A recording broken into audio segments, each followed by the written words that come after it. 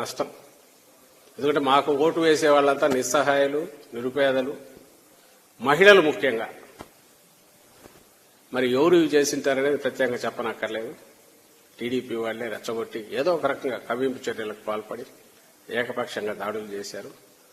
అక్కడికి సంయమనంతో ఉన్నందువల్ల అధికారంలో ఉండి ప్రతిపక్షంలో కంటే అన్యాయమైన పరిస్థితిలో మేము ఈరోజు పోలీసు అధికారులు కూడా వాళ్లతో కుమ్మక్కు కావడంతో బహుశా ఎన్నికల కమిషన్ నుంచి ప్రెజరుండో లేక ఆ పేరు చెప్పి ఒకతను సస్పెండ్లో ఉన్న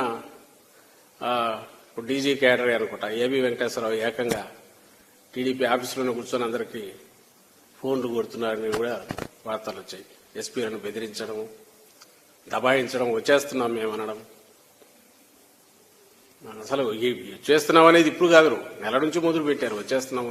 వచ్చేస్తున్నాం. మరి ఇప్పుడేమి ఎక్కడా కనపడట్లేదు వాళ్ళు.